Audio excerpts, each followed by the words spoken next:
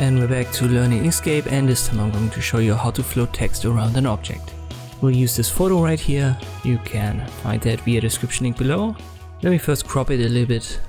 I don't want that much space on top, so I'll create a rectangle and I'll drag it freeform. Let me size that a little bit down at the top. You can see it's opaque, at least to some degree.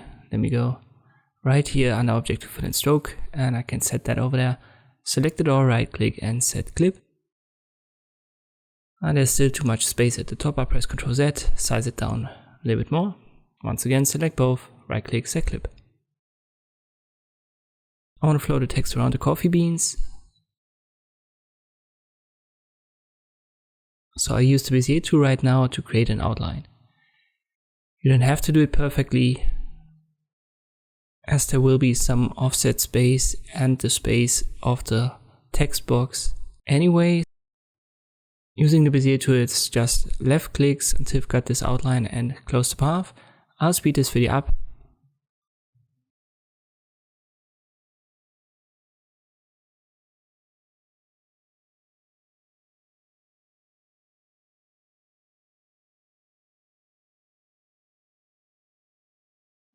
And when you arrive at the first node that you've created, just click on it and you will have closed the path. I misclicked along the way, so I just shift click on both paths and then I unionize that path union. You don't have to do that if you haven't misclicked, but if you give it a fill color, this should be what you've got. Let me go down with the opacity and you can see it's exactly on top of the coffee beans, so where I wanted to have it. Now go to Path Dynamic Offset and you can drag this icon upwards to create this offset. Something like that should be fine for this example. Now we need another rectangle. Let me give that a different color, and this is going to be the text box. So put that rectangle where you want the text to be.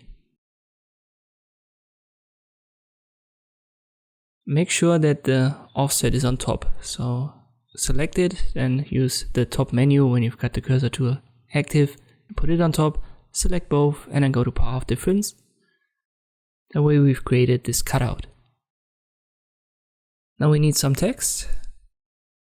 You can use the type tool for that and type something in. And you can also copy paste some text. I use a simple lorem ipsum text. I shift click on the shape and then text flow into frame.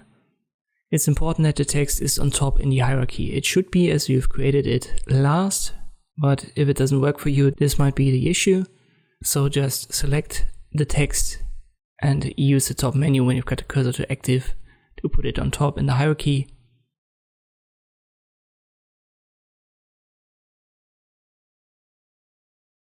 If you want to readjust it, just unflow it under text.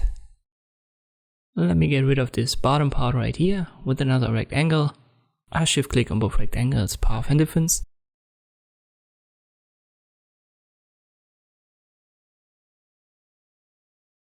And now again, I flow my text into the frame. You can still adjust the text with the type tool. Just select it, go into the text field, press Ctrl A, and you can, for example, realign it. You can select individual words, letters, or sentences and give that a different color. So it's just regular text now that you can still adjust.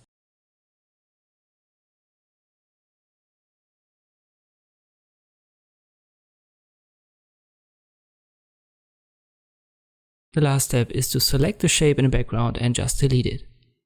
And now you've got this cutout effect for your text box.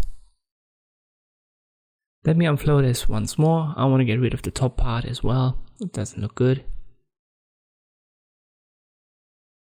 So again, shift click on both shapes, then Path and Difference. Select the text and then text flow into frame.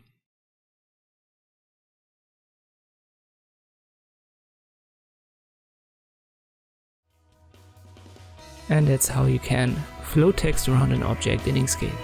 Thank you for watching, and I'll see you next time.